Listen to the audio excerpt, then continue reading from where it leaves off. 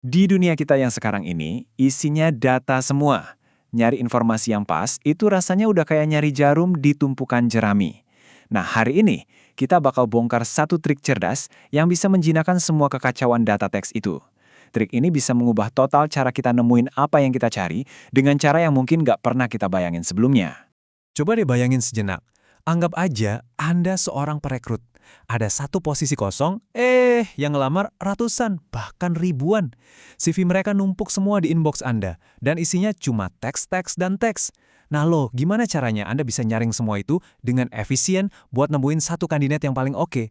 Ini bukan sekedar teka-teki ya, ini tantangan beneran yang dihadapi perusahaan setiap hari. Dan ya, inilah inti masalahnya. Jumlah data teks, mulai dari CV, paper penelitian, sampai ulasan produk online, itu tumbuhnya lebih cepat dari kemampuan kita buat baca. Jadi, nganalisis satu persatu secara manual, wah itu udah nggak mungkin lagi. Udah jelas, kita nggak bisa lagi cuma ngandalin mata manusia. Kita butuh mesin yang bisa mikir dan ngelompokin data buat kita. Oke, mari kita mulai bedah solusinya. Kenalan dulu yuk sama pahlawan pertama kita dalam cerita ini. Sebuah algoritma klasik yang tugasnya itu menciptakan keteraturan dari kekacauan. Namanya K-means. Jadi, K-means ini ngapain sih sebenarnya? Intinya, itu namanya pengklasteran teks. Mirip-mirip lah kayak kita misahin cucian kotor berdasarkan jenisnya, kaos sama kaos, celana sama celana.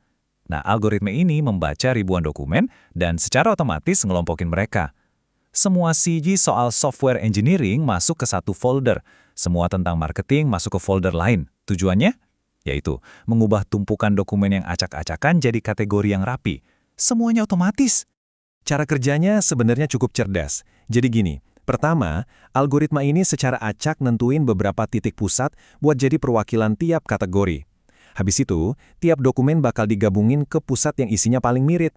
Nah, setelah semua dokumen punya rumahnya masing-masing, si algoritma bakal ngitung ulang titik tengah dari tiap grup.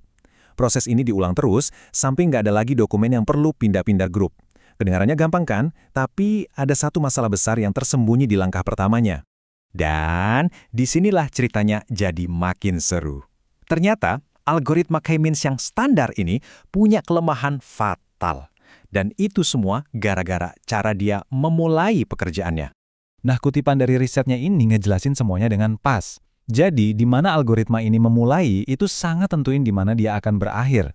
Coba bayangin, hasil pengelompokan CV hari ini bisa beda banget sama hasil kemarin, cuma gara-gara lemparan dadu di awal. Wah, ini kan jadi nggak bisa diandelin sama sekali. Perbedaannya tuh jauh banget. Kalau titik awalnya kebetulan pas, hasilnya akurat dan masuk akal. Tapi kalau titik awalnya jelek, hasilnya bisa ngaco dan sama sekali nggak berguna. Inilah yang namanya masalah keandalan. Anda nggak bisa doang bangun sistem rekrutmen kalau daftar kandidat terbaiknya bisa berubah-ubah tiap kali Anda klik tombol proses.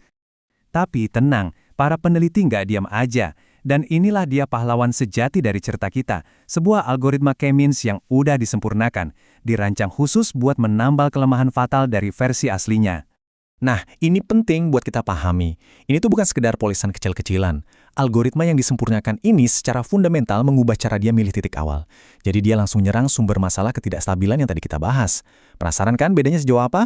Yuk kita lihat pertarungan langsungnya. Dan datanya nunjukin semuanya. Akurasi algoritma yang lama ternyata naik turun, antara 79 sampai 89%. Sementara versi barunya, stabil banget di 92%. Dan yang lebih keren lagi itu efisiensinya. Versi lama bisa butuh 3-13 putaran buat selesai. Sedangkan versi baru selalu konsisten, selesai cuma dalam 3 putaran. Selalu. Bedanya itu kayak siang dan malam. Di satu sisi, ada performa yang nggak bisa ditebak, kadang cepet, kadang lambat banget. Di sisi lain, kita dapat performa yang stabil dan efisien, udah pasti. Ini adalah perbedaan krusial antara ketidakpastian dan keandalan. Tapi tunggu dulu. Kalau Anda pikir stabilitas itu satu-satunya kelebihannya, siap-siap kaget pas lihat seberapa cepat algoritma baru ini bekerja. Ini benar-benar game changer.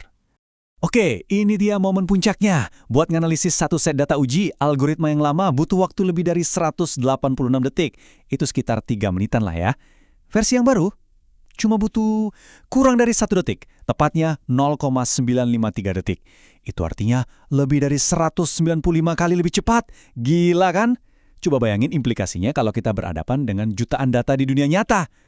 Oke, sekarang yuk kita tarik semua pembahasan teknis ini kembali ke masalah kita di awal. Gimana semua ini bisa mengubah proses rekrutmen di dunia kerja? Dampaknya itu nyata banget.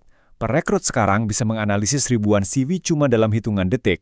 Sistemnya bisa secara otomatis nemuin kelompok-kelompok kandidat dengan skill spesifik. Misalnya, developer Java yang jago cloud.